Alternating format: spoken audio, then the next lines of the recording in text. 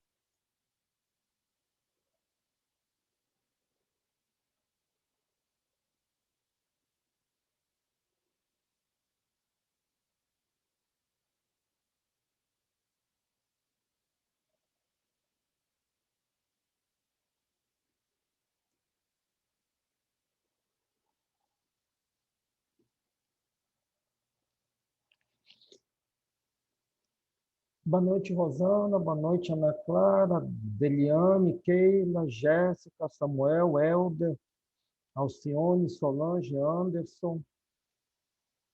Não esqueçam, por favor, de colocar o nome de vocês, o e-mail de vocês e a turma, tá, pessoal? Aqui no chat. Outra coisa, eu acabei de colocar aí no chat, tá? O meu endereço no YouTube para as aulas, tá ok? As três primeiras aulas, elas já estão postadas na plataforma, no meu, desculpa, no meu canal no YouTube, tá? Então, você já pode acessar o que as três primeiras aulas já estão lá. Eu devo estar colocando a aula de ontem à noite já hoje para vocês, tá? E a aula de hoje até amanhã já deve estar postada também.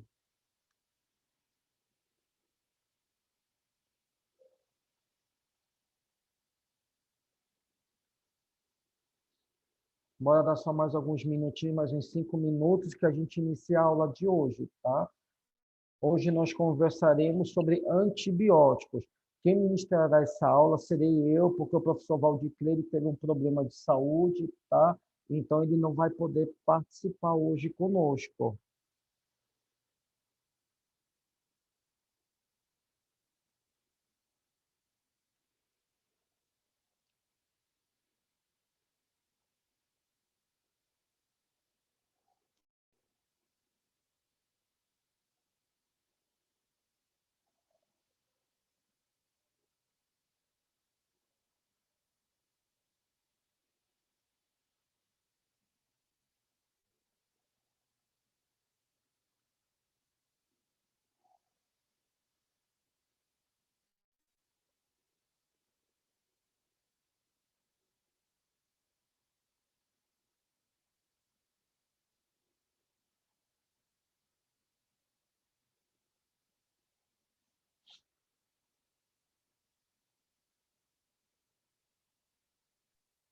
Boa noite, professor.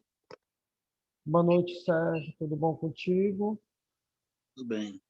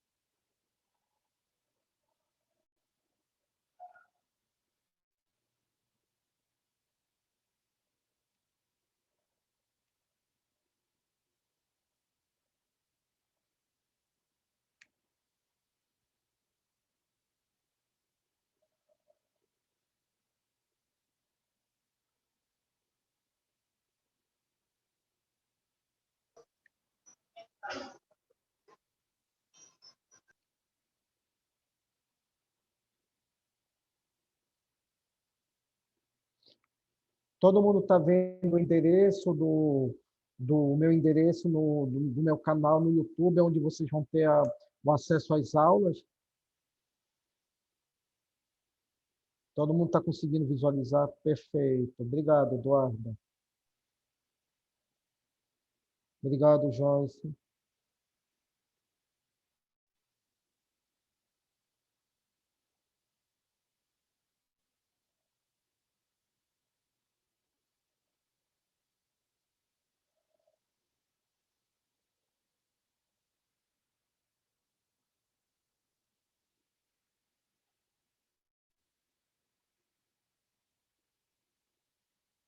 Bem, pessoal, vamos iniciar nossa aula de hoje, tá? Para quem entrou agora, só confirmem para mim, por favor, se está todo mundo escutando bem, me vendo bem, se está tudo direitinho.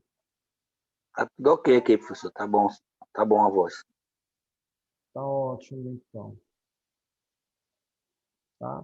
Vamos lá. Antibióticos é o último tópico nosso da nossa oficina, tá ok? O que que nós temos que entender e aprender dessa classe farmacológica? Antes da gente poder conversar sobre antibióticos, tá ok? Nós temos que entender, tá, para que servem os antibióticos. Aí eu pergunto para vocês, tá? Para que serve um antibiótico? Hein, meninada? Perguntando para vocês.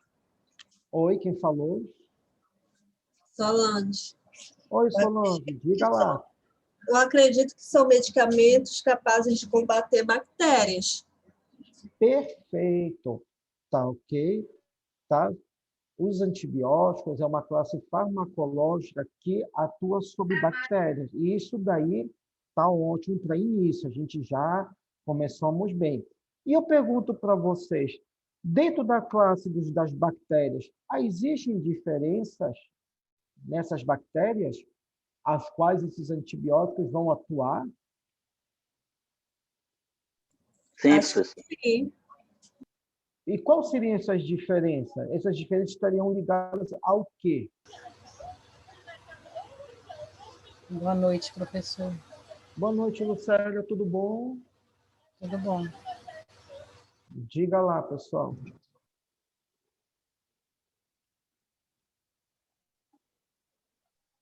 Quais seriam essas diferenças que a gente pode observar e ver nas bactérias? Tem aquelas gram positivas e tem as gram negativas, né? Perfeito, olha, bem lembrado. Não se esqueçam que as bactérias são um grupo de micro-organismos, tá ok? Nos quais elas apresentam-se divididas em dois grupos, aquelas que são gram-positivas e aquelas que são gram-negativas, tá? E essas diferenças de gram-positiva e gram-negativas elas estão ligadas ao quê? A que tipo de diferença? Agora você me pegou. Hein? Peraí. Mecanismo de ação, professor? Não entendi, Solange, pode repetir novamente, por favor? É relacionado com o mecanismo de ação de cada bacteriano, antibacteriano, seria isso? Não, o mecanismo de ação do antibiótico, do antibacteriano, ele está ligado, sim, às diferenças. Mas eu estou falando, estou perguntando a vocês em relação ao, como se diz, a diferença das classes de bactérias gram-positivas e gram-negativas. Quais diferenças vocês acham que possam ter? Que tipos de diferenças podem ocorrer aqui?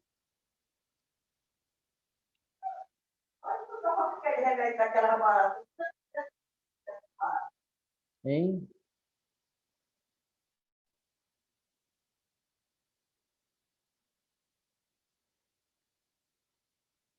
Hein, pessoal? Professor, reformula aí a pergunta. Oi, Pamela. A pergunta que eu me faço é o seguinte: quais são as diferenças, ou existe alguma diferença entre bactérias gram-positivas e gram-negativas? E qual seria essa diferença? E aonde estaria essa diferença?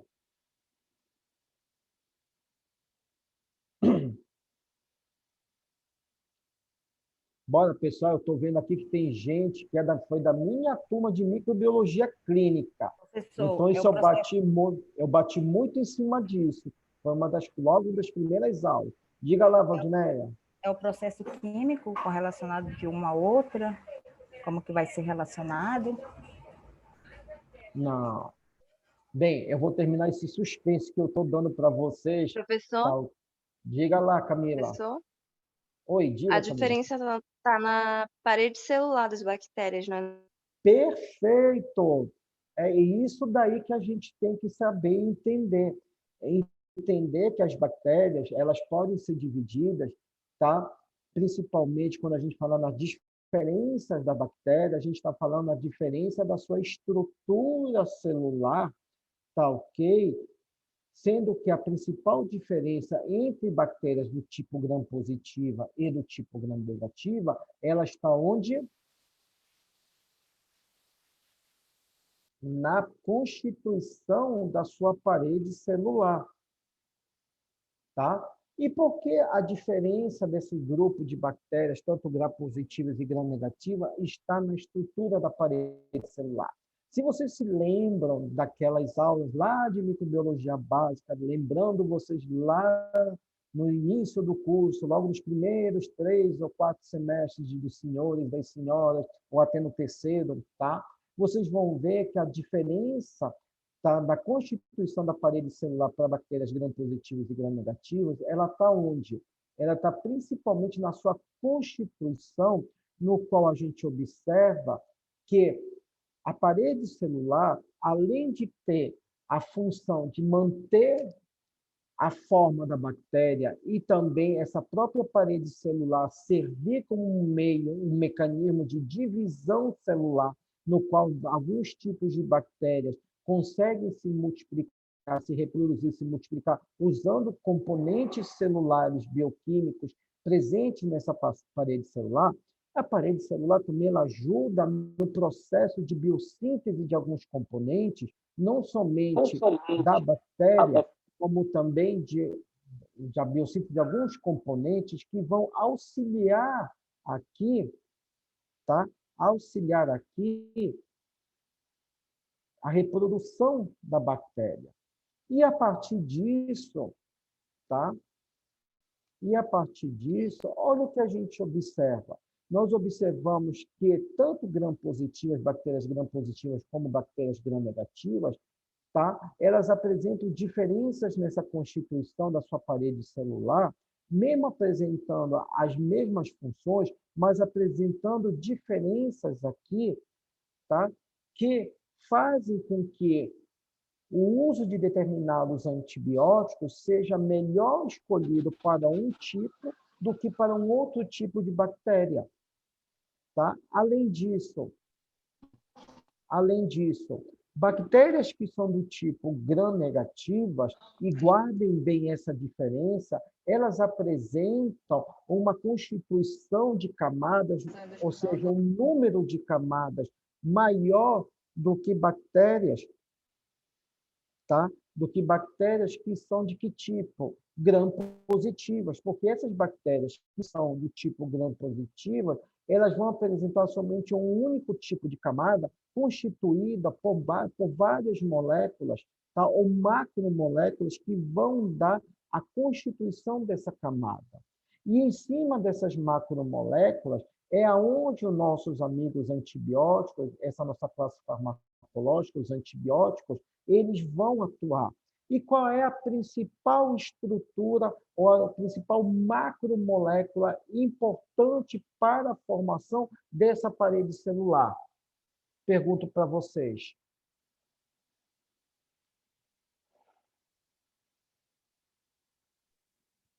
Eu acho que é a membrana citoplasmática, né? Não, Não é? não é a membrana. Eu não estou falando de estrutura, Ronaldo, eu estou falando de componente agora.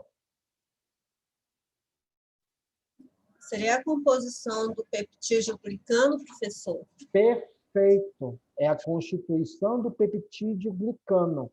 E esses peptídeos glicanos é que geram a principal diferença na estruturação dessa parede celular bacteriana e o que faz com que haja a principal diferença entre os tipos de bactérias que são gram-positivas para aquelas que são gram-negativas.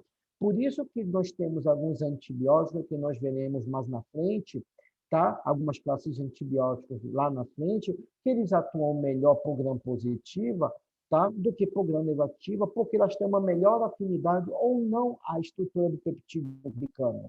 E o peptídeo glicano é uma macromolécula que, em bactérias que são do tipo gram-positivas, perdão, a gente vê que a estrutura da parede celular desse tipo de bactérias, as gram-positivas, elas são ricas em peptídeo glicanos e derivados. Quase 45 a 59% da estrutura da parede celular dessas bactérias gram-positivas são compostas de quê? De peptídeo glicano. Diferente de bactérias que são gram-negativas, que a estrutura e a composição do peptídeo glicano não é tão rica por ele. Já é derivado de outros componentes que não do peptídeo glicano ou de derivados do peptídeo glicano. Por isso que a estrutura da parede celular dessas bactérias gram-negativas são pobres, tá? Em termos de constituição de peptídeo glicano aqui.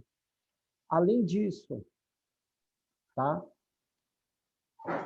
O peptídeo glicano é essa estrutura, todo mundo está conseguindo ver no slide, é essa estrutura que fica entre a parede e a membrana, ou seja, é aquela estrutura que dá sustentação, tá, para a parede.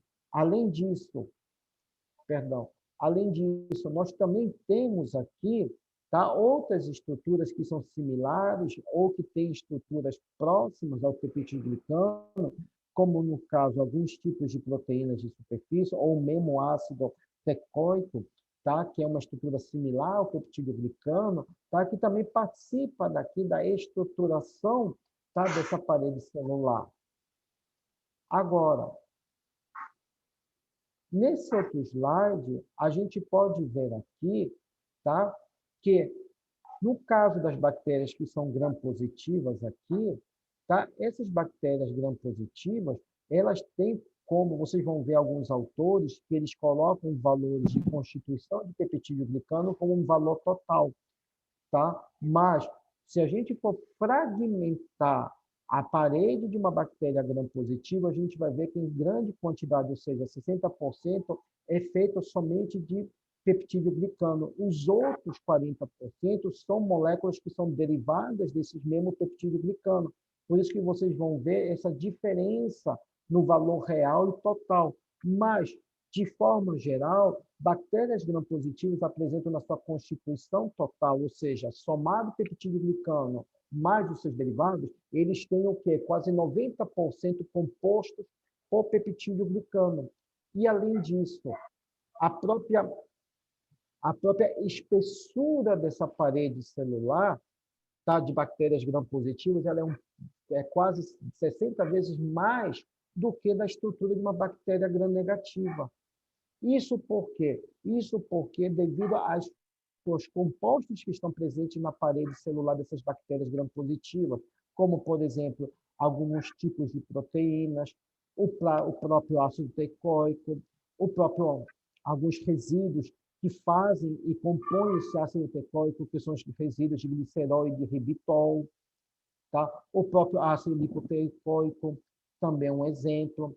E não poderíamos também de não falar, tá, do peptídeo glicano, que é o componente, a macromolécula que tem maior quantidade aqui.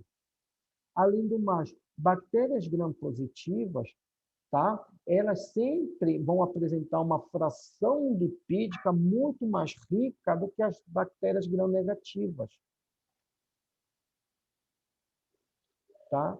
E com isso, tá, olha que a gente pode ter essa própria estrutura da parede celular dessas bactérias gram-positivas, elas conseguem facilitar não somente a troca de íons, principalmente cátions, que podem ocorrer tanto do lado externo quanto do lado interno, como também algumas enzimas, no caso autolisinas, que ajudam aqui a fragmentar, a destruir também células hospedeiras, como também servem de alvos para alguns tipos de antibióticos para eles poderem atuar e poderem agir sobre essas bactérias gram-positivas. Além disso, a estrutura da parede celular também serve como receptores para alguns tipos de bacteriofagos, facilitando assim a lise e a quebra e a destruição do patógeno, tá? Como também serve como sítio de ligação para as células hospedeiras para essa bactéria facilitar a sua entrada, como também para a formação de antígenos sorológicos, principalmente quando a gente fala de vacina e imunização de determinadas cepas, contra determinadas cepas, perdão. Agora, isso é informação para as gram-positivas, mas quando eu falo para vocês de bactérias que são gram-negativas, a constituição real, o número real da estrutura e principalmente do seu principal componente, que é o peptídeo glicano, é super menor, super inferior, tá, à das gram-positivas. Isso porque essas gram-negativas ela apresentam somente 10% de peptídeo glicano. E a espessura, tá, e a formação de camadas são muito mais inferiores se a gente comparar com as gram-positivas. E as gram-positivas têm até 20 camadas, tem alguns autores em determinadas cepas, principalmente cepas de enterobactérias gram-positivas ou de alguns tipos de estafilococos gram-positivos, alguns autores já relatam que elas já apresentam de 21 a 22 camadas, ou seja, tá, faz com que haja a espessura dessa parede celular seja mais estesa, fornecendo uma proteção a mais. E isso que a gente não está falando de bactérias altamente resistentes, tá, como no caso de alguns tipos de estreptos, que até tem autores que já citam que a própria parede celular dessas bactérias apresenta uma dupla parede, ou seja, uma formação ainda mais espessa ainda, conferindo uma estrutura mais protetiva e servindo também como mecanismos de evasão dessas bactérias para algumas determinadas classes de antibióticos. Agora, voltando para nossas amigas gram-negativas aqui, as gram-negativas apresentam uma espessura de parede muito mais fina, ou seja, composta de 1 a 2 camadas e com uma espessura de 2 a 3 nanômetros. Tá? Isso porque tá? Essas bactérias gram-negativas, elas apresentam pouquíssimas enzimas, tá? E poucas proteínas transportadoras que fazem, tá, com que essa espessura se torne ainda mais fina. Tá? Só que, em contrapartida, ela apresenta um arsenal de enzimas, principalmente enzimas digestores, que conseguem atuar e inativar certos tipos de fármacos, no caso, certos tipos classes de antibióticos, tá? Facilitando, assim, o seu próprio mecanismo de evasão, de defesa contra esses fármacos, contra esses antibióticos. Ficou entendida essa parte aqui para vocês das diferenças entre, no caso das bactérias gram-positivas para as bactérias gram-negativas? Ficou claro isso para vocês? Sim, professor. Porque isso daí... Aí tá, a diferença está no peptídeo glicano, que o peptídeo glicano na gram-positiva tem mais e na negativa tem menos, não é isso? Exatamente. Tá? Então, continuando.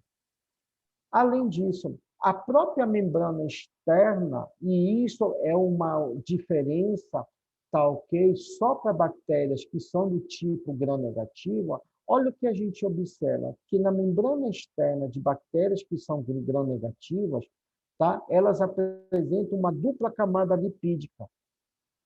E uma vez formando uma dupla camada lipídica, o que acontece com essa fisiologia, com essa estrutura mais propriamente dita dessas bactérias gram-negativas? Quem saberia me dizer?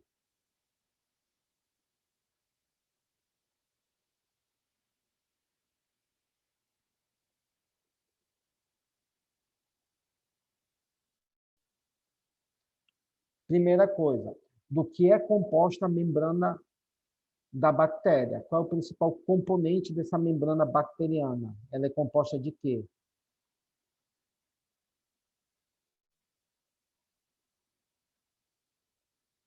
De lipopolissacarídeos. Se eu tenho uma membrana externa de dupla camada lipídica, ou seja, de dupla composição de lipopolissacarídicos, essa membrana externa ela não vai ficar mais resistente ainda? Vai. E uma vez ocorrendo isso, tá? O que que vai acontecer?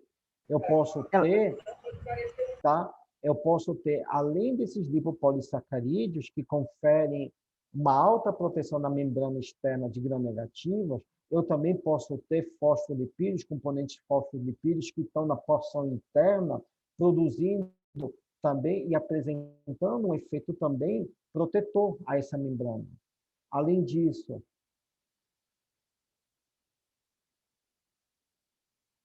tá? Esses Tem mais lipopolissacarídeos, energia, né, professor? Ela é mais energética, não é exatamente, isso? exatamente, é o que eu vou falar agora para vocês. Por que isso? Por conta principalmente daqui, tá?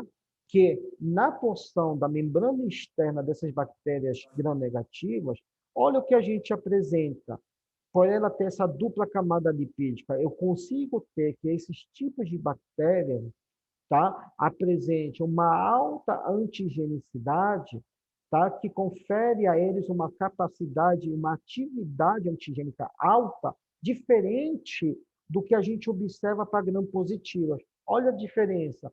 Se de um lado eu tenho bactérias gram-positivas que apresentam uma parede celular espessa, que produz uma alta proteção, tá, ok? Mais interna, no caso das gram-negativas, essas gram-negativas elas vão ter,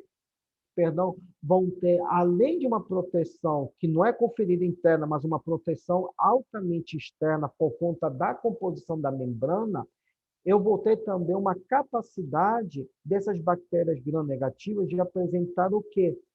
Alta antigenicidade, uma alta, tá, antigenicidade, ou seja, eles conseguem produzir antígenos que conseguem o quê? Atuar sobre as células hospedeiras, conferindo o que nós chamamos, e que vocês já devem ter escutado falar, de virulência ou patogenicidade de determinadas cepas.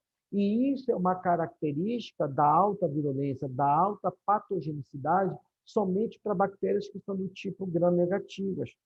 Por que isso? Porque, além de conferir essa antigenicidade, essa característica antigênica, essas bactérias gram-negativas, tá, elas produzem o quê? Endotoxinas, ou seja, toxinas altamente tóxicas que vão acometer quem aqui? A célula hospedeira, do hospedeiro. Além disso, tá? Além dessa constituição dos lipopolissacarídeos da membrana externa, a membrana externa dessas bactérias gram-negativas apresentam proteínas especializadas que podem atuar de tal maneira e com tal afinidade com a célula, no caso, na interação antígeno, na interação do patógeno com a célula hospedeira, fazendo com que haja troca de material necessário para a sobrevivência da bactéria, como também material necessário para fazer a replicação e, no interior, essa replicação ocorrendo no interior das células do hospedeiro. Tá? Além disso, há também a presença de lipoproteínas, tá ok? Que ajudam a manter a função estrutural dessa membrana de forma compacta, facilitando ainda mais aqui, tá? Que essa estrutura membranosa dessas bactérias fique o mais tempo possível, tá, interagindo com as células hospedeiras. Ficou isso claro para todo mundo? Ficou isso entendido para todo mundo? Sim, professor. Beleza. Então, depois de tudo, depois disso que eu falei para vocês, tá ok? Olha o que que a gente tem. A gente tem que, quando a gente fala de antibiótico, nós temos que entender que os antibióticos, essa classe de antibióticos, eles tendem a produzir o quê? Uma toxicidade seletiva. E o que quer dizer toxicidade seletiva para vocês?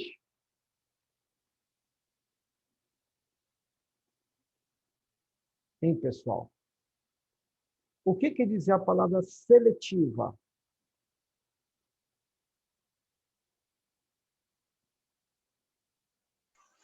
Selecionar. Perfeito, Pamela. Tá? O mecanismo de ação dos antibióticos, por ser seletiva, ela acaba selecionando determinados tipos de cepa ou grupos de bactérias a qual vai conferir esse efeito, fazendo com que esse efeito se torne de duas maneiras. Essa toxicidade seletiva ela pode ser vista de duas maneiras. Ou esse antibiótico ele pode matar uma determinada cepa de bactérias, ou pode também o quê? Inibir esse micro-organismo, ou seja, essa bactéria aqui, fazendo com que ela não seja, que ela não termine totalmente seu desenvolvimento. Por isso que os antibióticos, tá? Eles atuam sobre essas bactérias, sobre determinados tipos de bactérias, interferindo, tá, na sua atividade, principalmente na sua atividade celular, porque eles vão ter que se ligar aqui a algum componente celular presente na bactéria para que consiga fazer, para que ele consiga agir e atuar sobre essa bactéria, ou causando a sua morte, ou inibindo principalmente o seu crescimento bacteriano. E quando a gente fala do crescimento bacteriano, não se esqueçam daquelas aulas iniciais de microbiologia básica, que é quando a gente fala das fases de crescimento bacteriano, que ele pode atuar em alguma das fases do crescimento, impedindo com que essa bactéria evolua e se torne altamente patogênico no organismo do indivíduo e consiga, tá? E consiga acometer outras células sadias do hospedeiro. Por isso que existem dois tipos de termos, tá? Que nós utilizamos para falar sobre os antibióticos, sobre a ação antibacteriana, que é qual? A ação bactericida e a ação bacterostática. Quem arrisca aqui me dizer qual é a diferença de um efeito bactericida, ou seja, um antibiótico bactericida, para um antibiótico bacterostático? Elimina as bactérias viáveis e não viáveis. Solange, né? Mata. Quem pode falar mais? Vamos lá. Professor, a bactericida mata a bactéria, causa lise, e Perfeito. bacterostático inibe a reprodução da bactéria. Perfeito. Essas são as duas principais diferenças, como a Pamela e a Solange colocaram, tá? Que ocorre quando a gente usa um mecanismo seletivo de antibacterianos. Eles podem ser ou um efeito, uma mecanismo de ação bactericida, no qual causa a lise e posteriormente a morte celular, tá, da bactéria, ou um efeito bacterostático que pode inibir o crescimento através da ação desse antibiótico, desse antibacteriano, sobre algum componente presente em alguma das fases do crescimento dessa bactéria. Tá? E por conta disso, nós temos 4 tipos de classes ou mecanismos de ação, tá? Para os antibióticos. Nós temos aqueles antibióticos que atuam sobre a parede celular, ou aqueles que atuam sobre a membrana citoplasmática, ou sobre a síntese de proteínas, ou aqueles que interferem na síntese de DNA. Quando eu falo na síntese de proteína, são os antibióticos que atuam interferindo a síntese proteica que a bactéria vem a produzir. Tá? E a gente vai conversar sobre cada uma delas agora. O primeiro deles são os antibióticos que atuam na parede.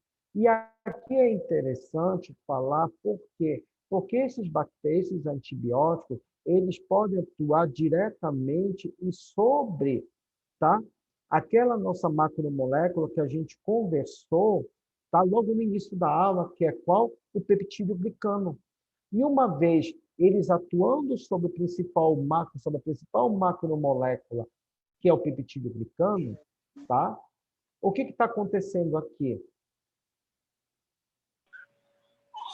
Ele está atuando principalmente nas 3 etapas de formação e de constituição dessa estrutura dessa parede, ou seja, ele está atuando não somente na própria parede celular, como também ele está atuando no citoplasma, na membrana citoplasmática e na membrana externa. Ou seja, ele está conseguindo aqui, ele está conseguindo interferir em todo o citoesqueleto, em toda a estrutura dessa parede, fazendo com que essa parede acabe fazendo o quê? Acabe em decomposição. Ou seja, ele atua sobre a síntese desse peptídeo glicano, que tem como finalidade e função manter a estrutura da bactéria de forma coesa. E quem são os principais representantes aqui que fazem com que esse tipo de mecanismo de ação ocorra? São os beta-lactâmicos. E quem é o principal representante dessa classe farmacológica, dessa classe de antibiótico? Quem pode me dizer uma?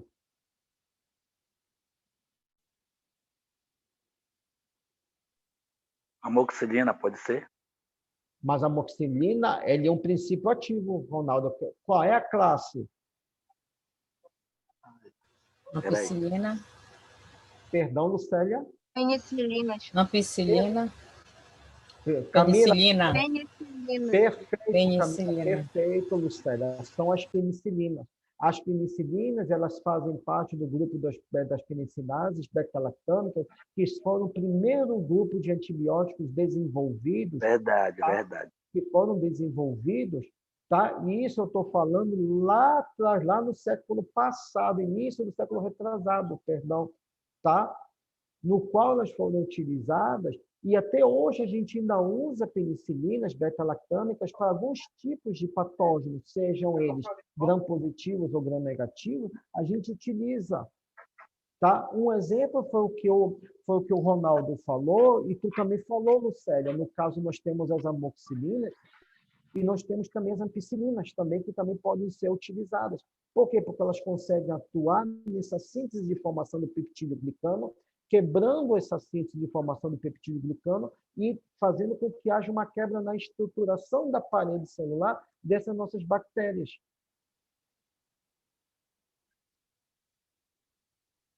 O segundo grupo aqui são os antibióticos que eles atuam sobre a membrana citoplasmática.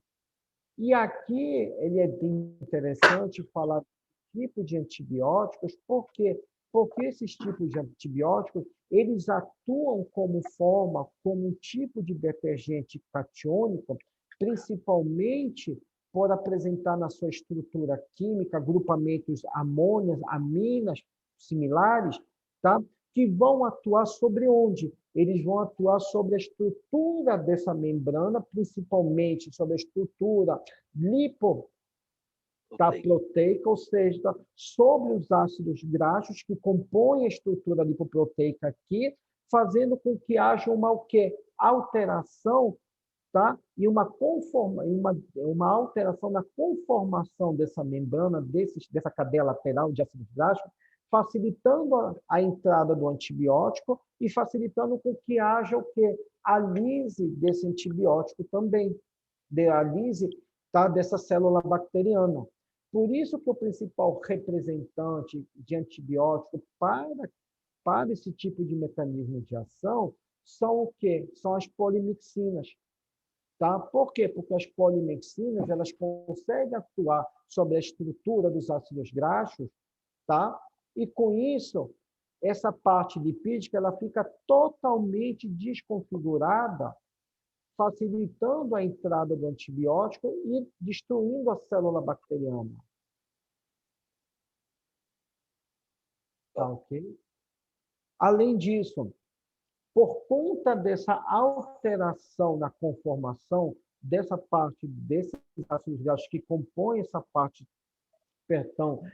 superficial, essa porção mais externa, eu consigo esses antibióticos que atuam por esse mecanismo a nível de membrana citoplasmática, eles conseguem fazer com que haja também uma desorganização no fluxo de componentes celulares, ou seja, componentes celulares que são necessários, como ATP, alguns tipos de açúcares, alguns tipos de lipídios, proteínas e outros componentes celulares que são de suma necessidade para a vida da bactéria, tá? O que vai acontecer? Eles vão conseguir entrar? Pergunto para vocês.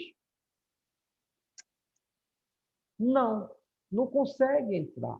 A mesma coisa acontece na síntese interna de alguns componentes tóxicos para a célula bacteriana que precisam ser eliminados para a célula bacteriana continuar sobrevivendo. Eles não vão conseguir. Então, eu vou ter um acúmulo de substâncias tóxicas no interior e um acúmulo de substâncias essenciais na parte externa, precisando entrar e umas precisando sair, que aqui não vai haver uma regulação correta, não vai ter um equilíbrio correto, fazendo com que esse desequilíbrio gerado faça com que a célula bacteriana morra. Entendido aí? Ficou claro? Está sendo claro para vocês esses dois principais mecanismos? Hein, pessoal? Sim, professor. Beleza. O terceiro grupo são os antibacterianos, tá? Que eles atuam, tá? A nível de membrana citoplasmática. E aqui a gente tem que chamar a atenção de vocês para o quê? Que esse tipo, tá, de antibiótico, eles vão atuar também a nível de ribossomos. E aqui nós temos diversas classes, tá, ok, de antibióticos que atuam a nível de membrana citoplasmática, desde os aminoglicosídeos, as tetraciclinas, clindamicina, eritromicinas, tá? Esses fármacos aqui, eles conseguem atuar a nível de membrana citoplasmática, tá?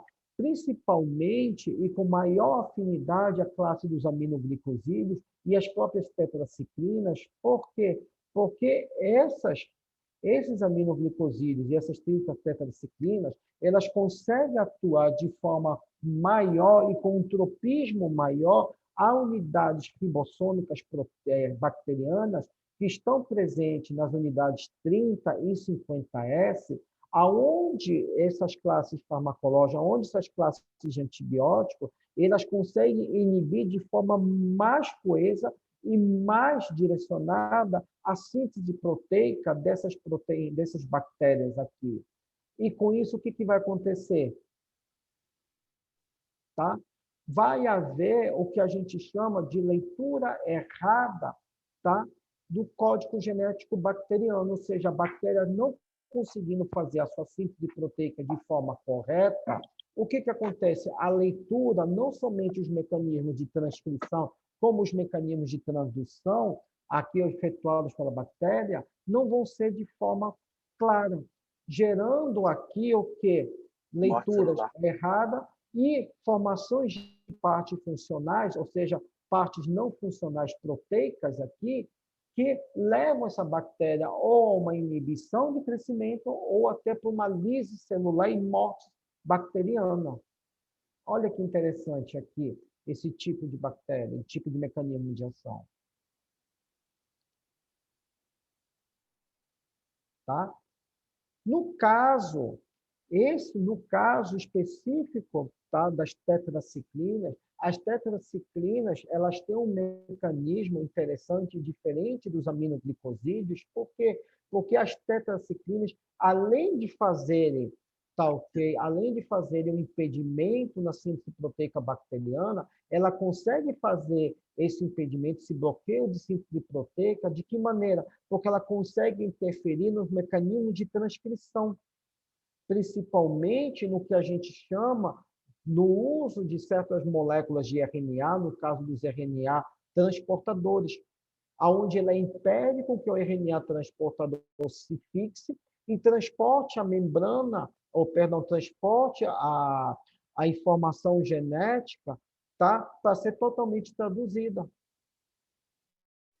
E, posteriormente, tá, e isso a gente fala a nível de quê? A nível de ribossomo.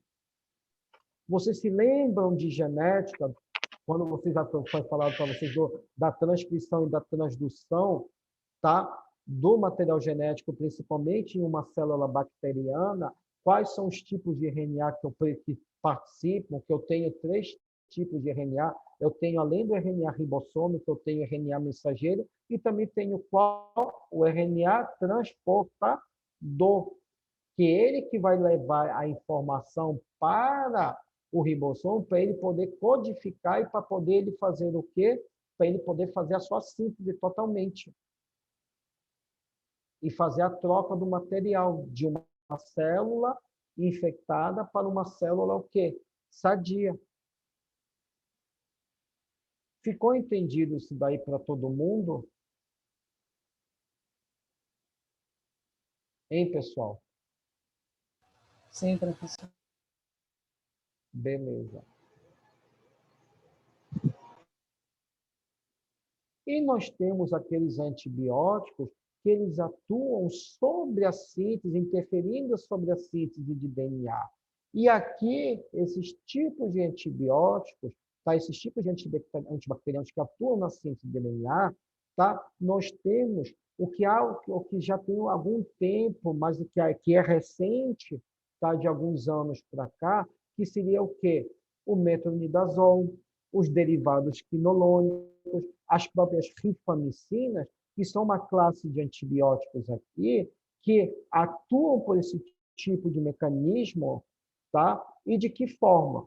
No caso do metronidazol, ele impede totalmente a síntese do DNA e, com isso, ela faz com que haja o quê? Haja um efeito bactericida, ou seja, ele atua totalmente na formação dessa molécula de DNA. É diferente dos derivados quinolonicos. E quais seriam esses derivados quinolonos? São todos aqueles derivados de quinolonas. Por exemplo, ciprofloxacina, levofloxacina, tá?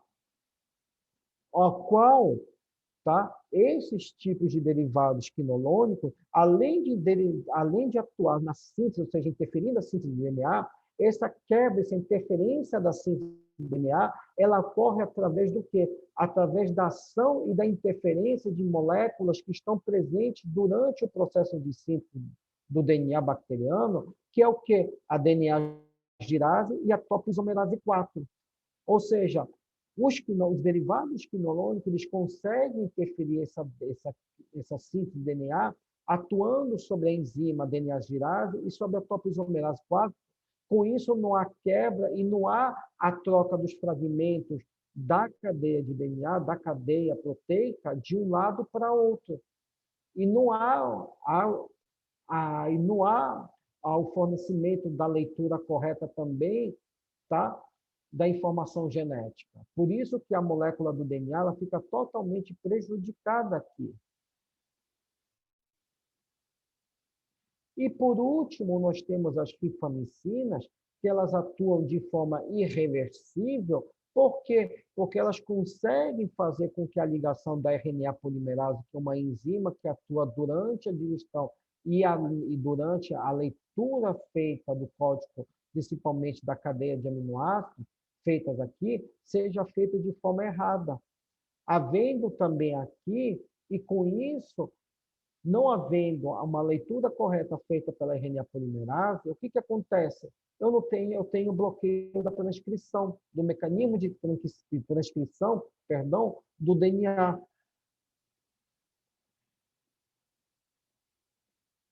Causando um efeito bactericida aqui na bactéria. Ficou entendido esses mecanismos para vocês de interferência na síntese da molécula de DNA? Hein, pessoal? Sim, professor. Agora, só que, ao longo do tempo e ao longo dos anos, o uso desses antibióticos pelo indivíduo, seja ele dentro dos ambientes hospitalares ou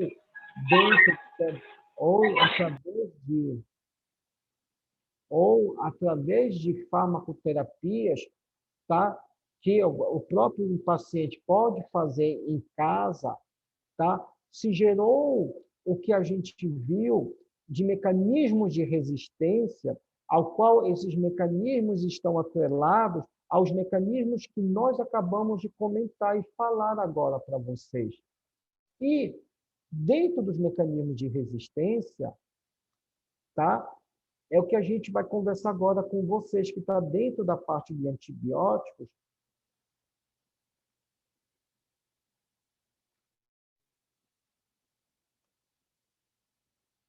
Tá?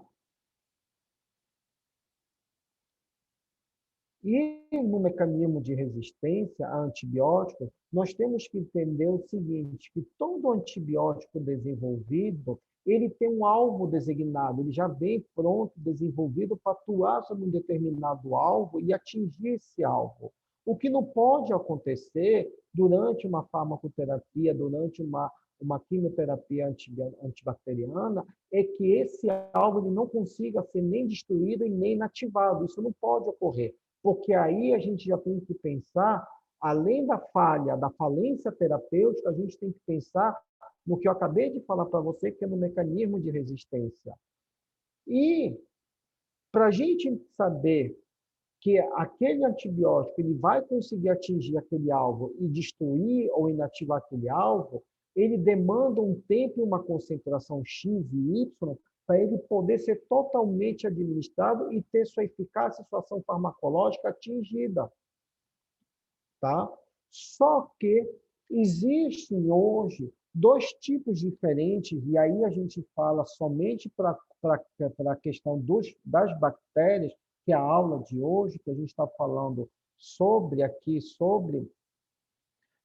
bactérias, tá? A gente vê que esses antibacterianos, esses antibióticos, acabam tornando-se sensíveis para determinadas cepas de bactérias, fazendo com que essas bactérias consigam ser totalmente inativadas ou destruídas, ou também observamos que há já a formação de cepas resistentes à ação desses antibióticos. Tá?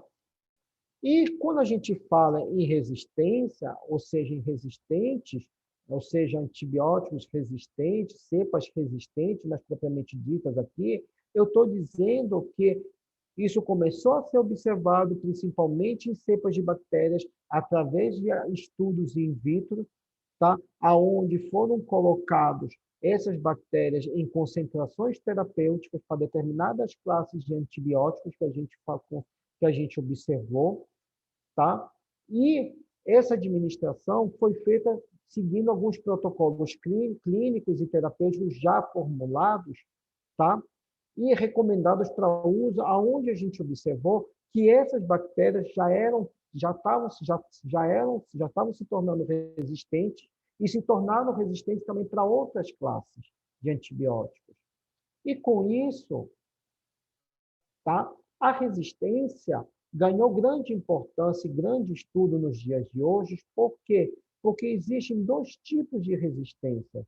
Eu tenho a resistência natural, aonde uma espécie bacteriana, por questão de evolução natural, torna-se resistente, e tenho a própria resistência adquirida, que é diferente da natural. Por quê? Porque na adquirida, uma parte da bactéria, ou seja, um fragmento bacteriano, ele adquire essa resistência, tá? E acaba sofrendo processos principalmente de mutações e acaba gerando cepas resistentes. Ou seja, ela não obedece uma lei natural de evolução. E por conta disso, olha o que nós temos dentro do raciocínio de uma cepa, de uma resistência adquirida. Eu tenho que, para uma cepa ser resistente, ser adquirida, ter uma resistência adquirida, ela primeiramente ela tem que ser o quê? Uma bactéria sensível. Só que, com o passar do tempo e dependendo da exposição do tempo, da concentração que essa bactéria sofra a ação e ataque de determinados tipos de antibiótico, ela vem a sofrer não somente alterações genéticas.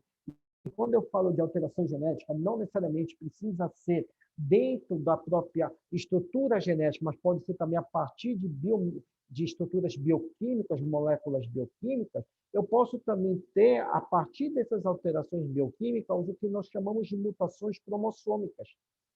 Tá? E são essas mutações cromossômicas que hoje são importantes de serem estudadas por conta disso daqui.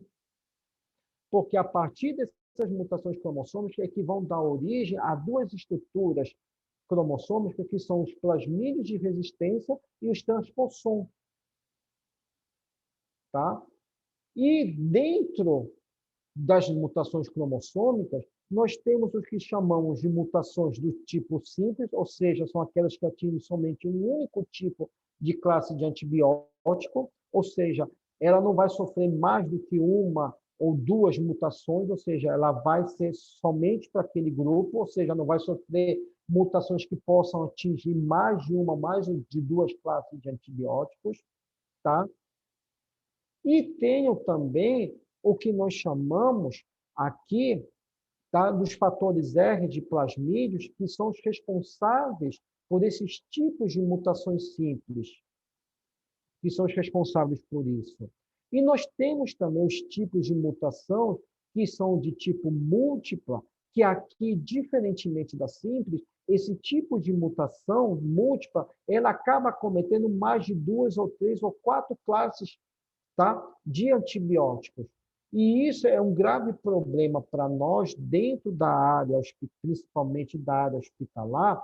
Por quê? Porque ao momento que eu detecto que eu tenho uma cepa resistente, principalmente uma cepa resistente, no qual é observada mutações múltiplas aqui, eu estou gerando, a cada mutação múltipla, um número maior de genes resistentes que acabam sendo genes resistentes para diversos tipos de classes de antibióticos. Tá? E esses genes de resistência geram diferença, atuam sobre diferentes tipos de antibióticos, atuando sobre determinados tipos de plasmídeos, tá? E essa resistência de mutação juntamente, ou seja, quando elas juntos com os plasmídeos de resistência, que são conferidos a determinadas cepas de bactérias, são o maior problema hoje dentro dos hospitais, dos ambientes hospitalares, por conta do que a gente chama, e o que vocês já devem ter ouvido falar, de infecções hospitalares.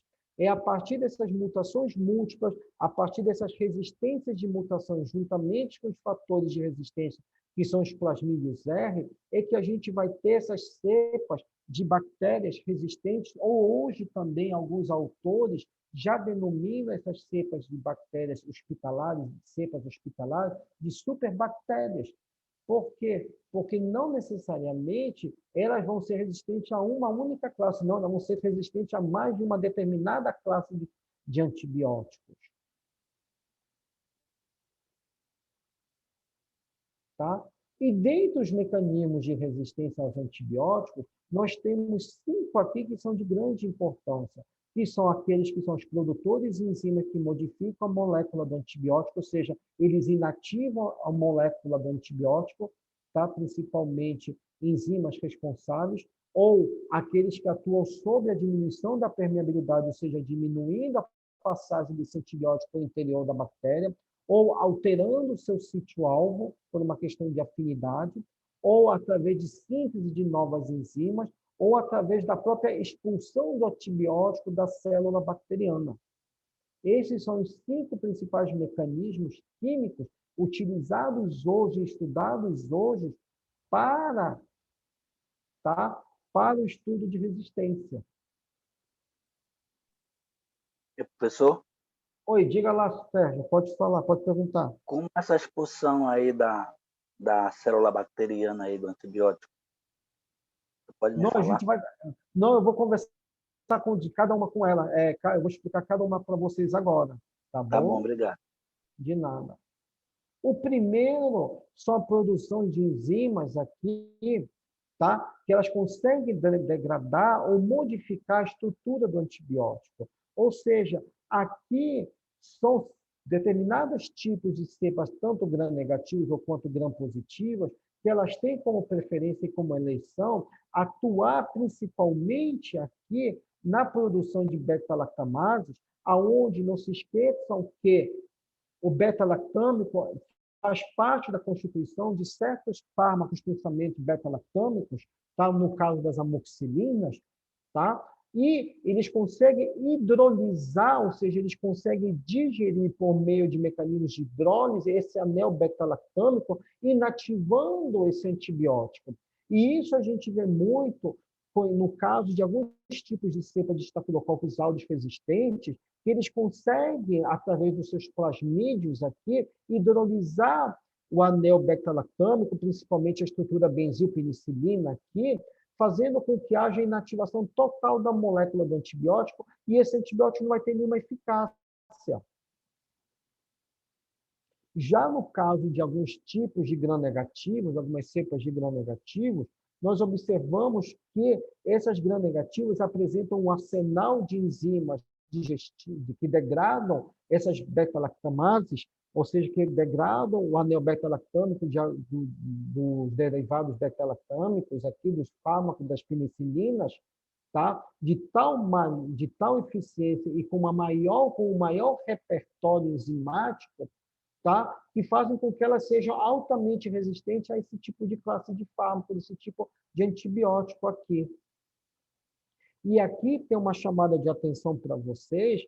Por quê? Porque essas bactérias gram-negativas apresentam na sua estrutura biomolecular tal que a gente chama de transportadores de enzimas, tá? Moleculares 1, que são os plasmídios e transpossões, ou seja, eles apresentam tanto plasmídios como transpossões, que são os maiores responsáveis pela produção dessas beta-lactamases, que conseguem atuar sobre a estrutura do antibiótico, sobre a penicilina, sobre o anel beta-lactâmico aqui, digerindo e inativando facilmente. Por isso que hoje, se vocês fizerem um estudo, tá ok, para alguns tipos de infecções no trato respiratório, tá? No trato respiratório, e isso eu falo para vocês porque a gente está numa época do ano, para cá, para a nossa região, para nossa região, que é a época das chuvas, onde a umidade é maior e a circulação é maior, não somente de vírus, como também de outros micro-organismos, no caso de bactérias, que o uso da amoxicilina, ela vem o quê? Já de alguns anos, de uns 10 anos para cá, já vem o quê? Diminuindo ainda mais a sua prescrição, por conta dessas resistências.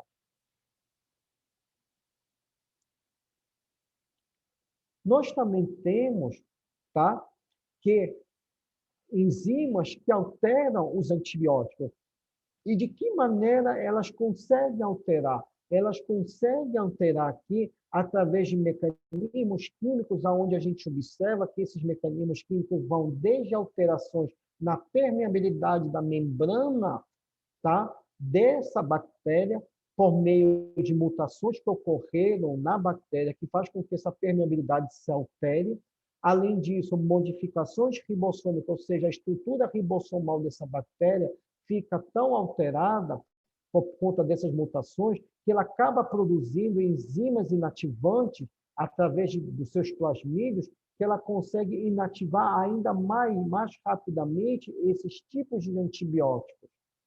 E aqui é interessante chamar a atenção de vocês que, durante as modificações, principalmente durante as mutações que ocorrem, tanto na permeabilidade quanto na própria alteração ribossomal da estrutura ribossômica da bactéria, nós observamos o quê? Que o sítio de ação, ou seja, o local aonde esse antibiótico vai ter que se ligar, vai ter que se interagir, ele acaba sendo o quê? Alterado. Tá? Através de mecanismos de transporte que a própria bactéria acaba executando, acaba realizando, tá? Fazendo com que esse ribossomo acaba o quê? Fugindo da ação do antibiótico. E no caso dos próprios plasmídios que são produzidos aqui, nós observamos que a produção de enzimas, principalmente produção de enzimas que atuam, tá, sobre determinadas classes de antibiótico, no caso dos aminoglicosídeos, aqui, tá, a gente observa que há uma diminuição da atividade dessa classe de antibiótico, no caso dos aminoglicosídeos, tá, fazendo com que o aminoglicosídeo não consiga agir sobre o organismo, agir sobre a célula infectada, sobre a bactéria, e, além disso, ela faz com que haja uma diminuição na capacidade de fixação do ribossomo a essa classe de fármaco, essa classe de antibiótico, no caso do aminoglicosídeo. Por quê? Porque o transporte que teria que fazer, o transporte que teria que ser feito através da permeabilidade, ou seja, através desde a entrada desse antibiótico, desse aminoglicosídeo, tá, através da membrana, através da parede, ele está totalmente o quê? Prejudicado, ele está totalmente comprometido aqui. Por isso que esse aminoglicosídeo, quando ele consegue penetrar, ele já não tem tanta atividade real, tá, para conseguir interagir e se fixar a estrutura ribossômica e anular esse ribossomo da bactéria, levando à lise da bactéria. Ficou entendida essa parte daqui, esses dois primeiros mecanismos que eu acabei de citar para vocês, que eu acabei de conversar com vocês?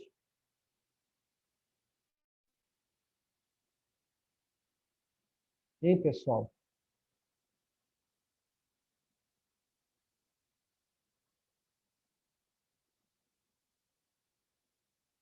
Sim, professor.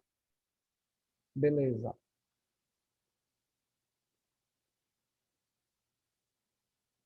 E nós temos também um outro mecanismo que é da redução da permeabilidade da membrana externa, aonde aqui nós observamos que ela é muito vista em bactérias do tipo gram-negativa, que faz com que essa permeabilidade se torne menor ainda. E com isso, antibióticos que utilizam mecanismos de difusão passiva, tá? Ou seja, a partir de proteínas, como no caso algumas proteínas de membrana, que utilizam como moléculas transportadoras para entrar na célula bacteriana ou por meio de purinas ou por meio de outras proteínas de superfície, elas acabam que sofrendo uma alteração. E essa alteração que decorre de mecanismos de mutações, elas são alterações que ocorrem nas estruturas das próprias purinas. Tá? E não se esqueçam que as purinas são poros de membrana que facilitam não somente a entrada, como também a entrada de substâncias necessárias e essenciais para a célula bacteriana, como também ela ajuda também na excreção de materiais que não são tóxicos à célula bacteriana. Então, uma vez alterada essa permeabilidade, tá? Olha o que acontece, há uma perda da atividade da purina e, com isso, essa permeabilidade da membrana da bactéria se torna altamente seletiva. Ela não vai selecionar, ela não vai permitir entrar, deixar de entrar qualquer tipo de molécula, ela só vai permitir entrar aquelas moléculas que são necessárias para a vida da bactéria. Tá? E esse tipo de mecanismo de resistência é muito visto não somente para alguns tipos de penicilina, alguns tipos de fármacos beta-lactâmicos, como também para alguns derivados quinoloônicos, principalmente das fluoroquinolonas, que eles utilizam essas bactérias, conseguem resistir à ação dessas beta-lactâmicas e dessas fluoroquinolonas através desse mecanismo aqui. Só mostrando para vocês que o fármaco aqui, uma vez quando ele entra, tá? Quando ele é distribuído e quando ele vai agir seu mecanismo de ação, e ele precisa entrar aqui, principalmente pelas porinas, esse mecanismo aqui ele vai estar totalmente, essa permeabilidade, essa entrada para a porina vai estar totalmente prejudicado, comprometido aqui.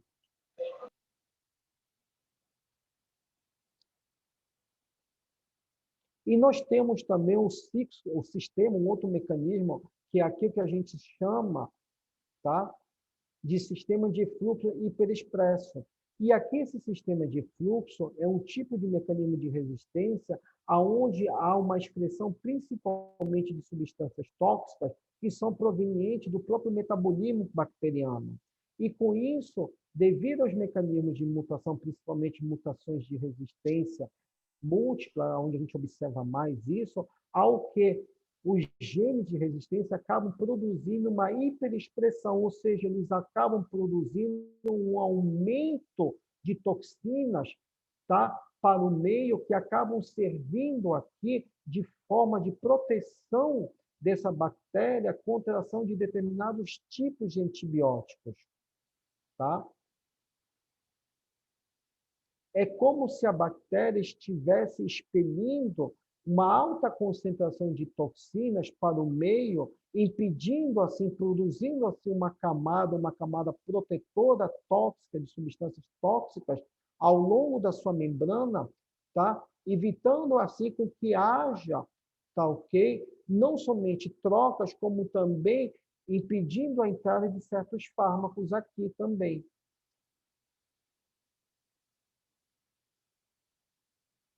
Isso é o que nós chamamos, e vocês devem isso em alguns livros de farmacologia e também na própria parte da microbiologia, é o que a gente chama de sistema de efluxo. E esse sistema de efluxo ele pode ser de duas maneiras, ou de dois tipos. Ele pode ser inespecífico e específico para determinados tipos de bactérias. No caso inespecífico, ele consegue excretar diferentes tipos de antibióticos. Já no tipo específico, ele acaba excretando especificamente uma única classe de antibiótico aqui.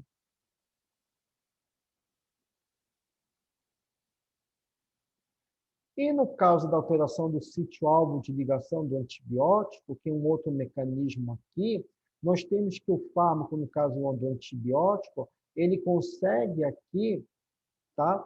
Ele consegue se ligar ou interagir, ele consegue fazer essa interagir a um ou mais alvos, tá, na célula bacteriana. Só que por meio de mecanismos de resistência, principalmente mutações que ocorrem em um único sítio, em um único componente enzimático dessa célula bacteriana, nós observamos que há uma alteração na conformação da estrutura alvo da bactéria.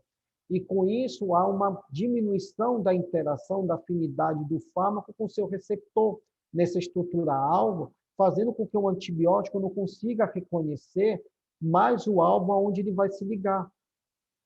E isso é hoje o que a gente tem de mais novo dentro dos estudos de resistência. Por quê? Porque hoje a maioria das bactérias, principalmente bactérias de ambientes hospitalares, elas estão agindo pelo seu mecanismo de resistência através desse tipo de alteração de sítio-alvo de ligação. Vocês querem um outro adendo, uma outra informação? Até agora, quando digo até agora, dizendo desde 2000, do início da pandemia até hoje, tá? A gente já tem mais de um ano, tá, da pandemia, tá? Aqui no Brasil. A gente ainda não tem um estudo de resistência, tá, a determinadas classes de fármaco, principalmente, não somente a beta-lactâmico, mas também a macrolídeos e a quinolona, derivados de quinolona, que a gente possa dizer que se houve um aumento dessa resistência. A gente ainda não tem isso. E isso já está gerando uma preocupação para nós, porque, quando eu falo para nós, é porque o nosso arsenal de antibióticos hoje, ele é um arsenal aí que ele está diminuindo a cada ano por conta dessa resistência. E por conta da pandemia, ele ganhou um aumento maior, que a gente ainda não tem dados estatísticos para dizer se essas bactérias, tá? Porque o uso do antibiótico para a COVID, tá? Não é por conta para destruir o vírus, o SARS-CoV, não é para destruir, ele não vai destruir o vírus, ele vai anular a consequência, que são a lesão que vai acontecer, a alteração que vai acontecer no teu pulmão, que leva e propicia a proliferação de bactérias pulmonares, tá ok? Que possam levar a um agravamento do quadro de infecção. Professor, eu queria fazer uma pergunta. Diga lá, Sérgio. É sobre esse Covid aí, né? Os médicos prescrevem muito azitromicina, certo? Certo. E a azitromicina, ela é bactericida e bacteriostática, né? Isso? Ela é mais bactericida. Ela atua mais para... Mas ela faz as duas funções, não é isso? Exatamente. Dependendo... Diga. Aí, não tinha que ser uma coisa bem mais específica? O que é que o senhor me diz sobre isso? Mas aí cai no que eu quero te dizer. No caso do antibiótico, tá, que ele é utilizado para prevenção de lesão pulmonar, no caso de lesão, no caso de infecção bacteriana, Tá? Vocês não podem se esquecer do seguinte, vocês não podem se esquecer que a COVID, que tipo de vírus ele é? É um vírus que atua em que tipo de trato? Respiratório, né? Exatamente, ele atua no trato respiratório, mais especificamente aonde? No pulmão. No pulmão. Exatamente, que é a parte de que a porta, que é o trato respiratório, que é a porta de entrada, sendo que o órgão com maior tropismo é o pulmão. E logo em seguida vem o que é a árvore brônquica como um todo. Não é verdade? O uso do azitromicina, do macrolídeo, é porque essa classe de antibióticos, os macrolídeos, eles têm uma melhor preleição, uma melhor ação sobre o trato respiratório, principalmente sobre a árvore brônquica. Só que, contudo, o uso desenfreado, e isso tem que ser visto hoje já, o uso desenfreado não somente para a COVID, mas para outras patologias respiratórias, está se tornando exagerado. Eu falo isso para vocês porque se não houver uma monitorização, e essa monitorização tem que partir, tá, ok, dos órgãos de fiscalização, que é o Ministério da Anvisa, o Ministério da Saúde, tá? A própria Organização Mundial da Saúde, a OMS, daqui a menos de uma década, nós estaremos com os fármacos que nós chamamos os fármacos de primeira, os antibióticos de primeira linha, segunda linha, e até alguns de terceira linha, com alta resistência. E não será resistência hospitalar, vai ser resistência mesmo comum. Daqui a um tempo, né, essa azitromicina não vai servir mais para ninguém, porque do jeito que está sendo utilizado, como prescrito aí, o pessoal tomando direto aí, aí fica chato, fica ruim. Exatamente. Ficou entendida essa parte aqui para todo mundo, dessa alteração do sítio-alvo de ligação do antibiótico? Hein, pessoal?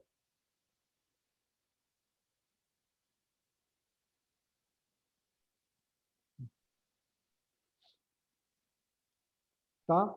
E essa alteração na estrutura-alvo, ela parte principalmente das próprias mutações que a bactéria sofre, dos genes dessas bactérias sofrem, que fazem com que haja um impedimento da ligação do antibiótico aos sítios-alvos de ligação, tá? Interferindo principalmente nas moléculas-alvo aqui, que elas não vão ficar, sempre vão ficar livres, sem poder se encaixar, sem poder atuar sobre os seus fármacos quando uma vez administrado um antibiótico. E isso a gente observa muito na classe das quinolonas. Muitas bactérias, tá, que antes eram sensíveis às quinolonas, hoje já são altamente resistentes à ação desses fármacos, no caso das quinolonas, através desse mecanismo de ligação do sítio-alvo, da alteração do sítio-alvo. Tá? O outro mecanismo é o da proteção ou do bloqueio, tá bom? Que aqui a gente vê do sítio-alvo da ligação do antibiótico. E aqui nós vemos a participação de certas enzimas, tá? Que sofrem, que têm como função na bactéria, como função de estrutura celular, causando proteção, principalmente enzimas que nós denominamos aqui, que são as enzimas QNR, que eles diminuem a sensibilidade bacteriana e, com isso, causam o que nós chamamos de bloqueio. E, havendo esse bloqueio, você acaba gerando uma própria barreira contra determinados tipos de antibióticos, fazendo com que esses antibióticos aqui, tá, eles não consigam ser totalmente absorvidos na célula bacteriana, tá? E, com isso, essas enzimas acabam degradando elas de forma gradativa.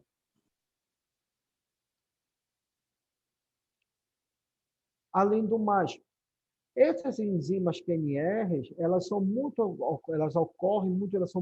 produzidas através de alterações de mutações que ocorrem na síntese de DNA de algumas bactérias, tá? Que se ligam principalmente à topoisomerase 2, tá? E, uma vez havendo a ligação da DNA topoisomerase 2, formando essas enzimas, confere uma proteção ainda maior tá? Dessas bactérias contra certos tipos de antibióticos, no caso das quinolonas, como também no caso da vancomicina, da tecoplanina, tá? Diminuindo ainda mais, tá, ok? A sensibilidade dessas bactérias a essas classes de antibióticos.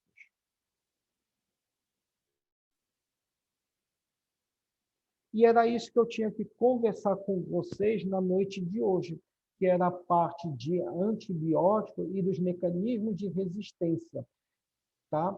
Eu agradeço muito esses 5 dias que eu participei, eu e o professor Valdir Clay, falo em nome também do professor Valdir Clay, tá, que ele está adoentado, tá bom? Nesses 5 dias aqui que a gente participou, ministramos para vocês essa oficina, espero que vocês tenham gostado, tá? Tenham gostado, tenham entendido, tá? Um pouco da farmacologia, tá? Como a gente colocou para vocês, aonde a gente, como se diz, onde a gente colocou para vocês os principais tópicos que são importantes de serem aprendidos e entendidos dentro da farmacologia, tá? E que eu gostaria de saber da opinião um pouquinho de vocês, do que vocês acharam, do que vocês aprenderam hoje não, durante a semana conosco aqui. Se foi Olha, professor, eu positivo. vou falar por mim. Meu nome é Sérgio. Gostei muito, foi um aprendizado muito importante. É só somatório mesmo, foi muito bom, gostei muito. Parabéns pela aula, parabéns pelo ensino que você passou para a gente, gostei muito. Tá? Eu vou deixar aqui para vocês, tá ok? Aqui está o meu endereço no meu YouTube, meu canal no YouTube. As aulas, 3 primeiras aulas já estão lá gravadas e expostas, já postei no canal para vocês, tá? Vocês podem ir lá, tá ok? Acessar e rever quantas vezes vocês quiserem, ele tá público lá para vocês terem esse acesso, tá bom?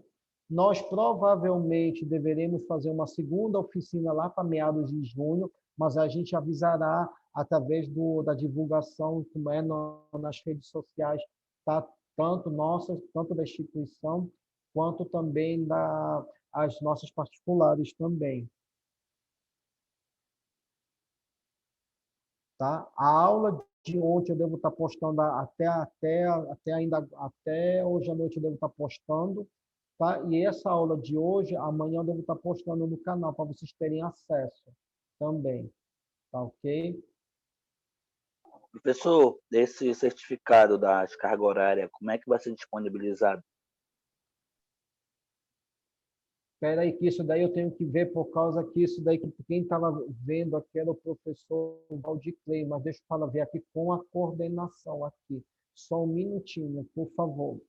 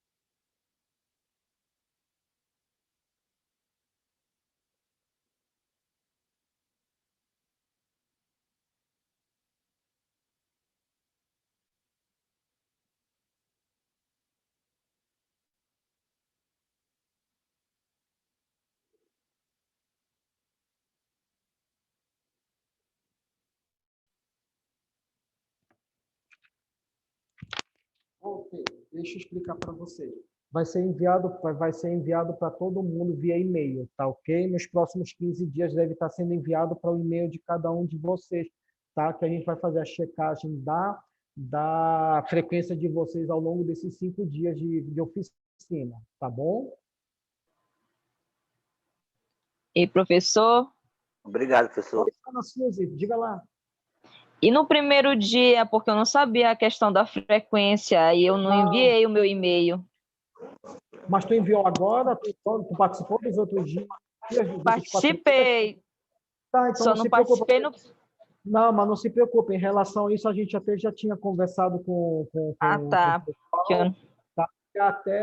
Até os outros, assim, até 75%, a gente estava considerando a carga horária total, normal, como estava no programada, tá bom? Ah, tá. Tá bom, então. Obrigada.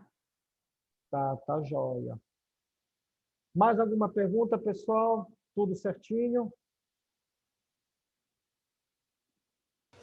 Tudo ok, professor. Tá joia, pessoal. Foi um prazer, tá ok? Agradeço a participação de todos vocês, tá? Qualquer coisa, eu estou aqui na Examas, tá ok? Eu só faço parte do grupo do corpo docente daqui da instituição, do curso da farmácia aqui, tá? Um abraço a todos, um bom final de semana. Espero rever vocês aqui, ou o alunado nosso aqui pelos corredores, e quem tiver interesse, venha participar aqui, venha somar aqui com a gente, fazendo o curso aqui na instituição. Tá Professor, bom? você é professor do quê aí nas Amantes? Eu ministro farmacologia, toxicologia, microbiologia. Eu ministro as disciplinas Tá bom, aqui na obrigado. instituição. Tá? Boa noite a todos, um bom final de semana. Boa noite. Boa noite.